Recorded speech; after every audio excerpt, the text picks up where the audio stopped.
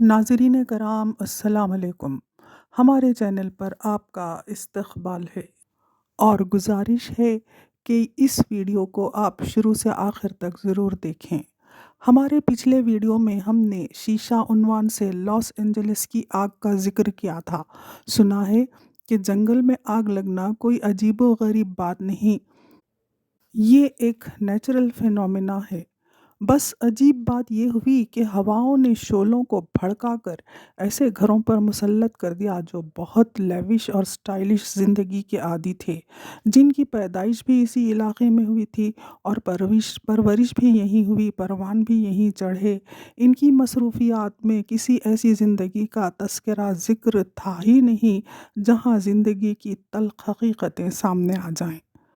मगर जब आग ने उनके आशियानों को जला दिया, आनन फानन तबाह कर दिया, तो आरजी कैंपों में ज़िंदगी को बचा कर लाकर जब पीछे पलटकर अपनी बस्ती की हालत देखी तो गज़ा भी याद आया और जंगों से तबाह ममालिक के तबाह व बर्बाद मंजर भी।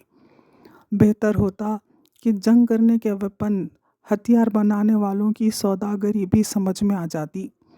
ऐसी ही सौदागरी करते करते पहली और दूसरी जंग अजीम से पहले अल्फ्रेड नोबेल को जब ये समझ में आया कि डायनामाइट जो इत्तेफाकन उससे दरियाफ्त हुई वो धमाकू शय है जिससे जंगों में खून खराबा होता जा रहा था, जंग पर जंगें होती जा रही थीं, बम पर बम गिराए जा रहे थे।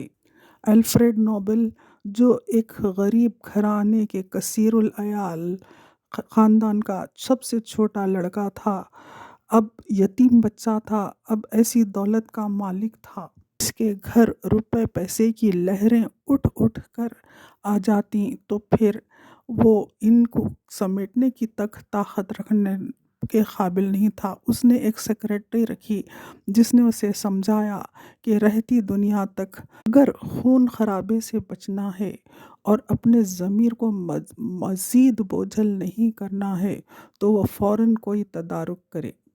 इस तरह रहती दुनिया तक पीस प्राइज़ मुकर्रर करवा दिया गया जिसमें उस अमाउंट को जो उसने कमाई थी सिर्फ उसके सूद इंटरेस्ट से नोबेल इनाम दिया जाता है और वो अमाउंट जिस जैसे का वैसा महफूज रहेगा।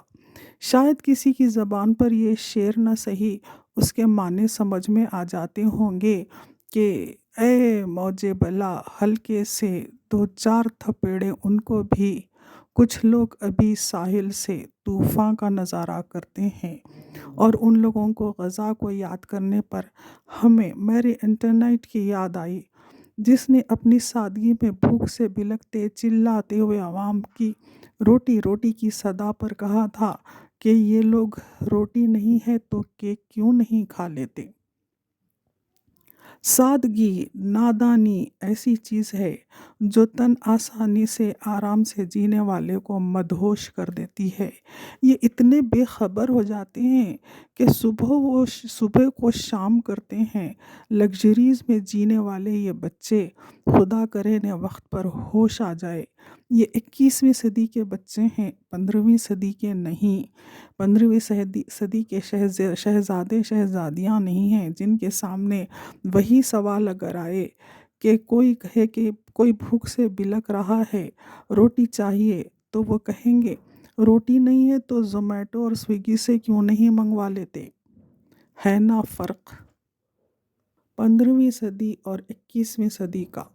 और हम भी अपनी ज़ुबान पर ताला लगाए अपनी मेहनत से कमाई हुई रोटी के मज़े याद कर कर के अपने आप से कहते हैं तुम नाहक शीशे चुन चुन कर दामन में छुपाए बैठे हो।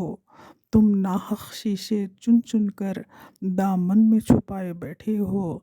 शीशों का मसीहा कोई नहीं, क्यों आस लगाए बैठे हो। वस्सलाम।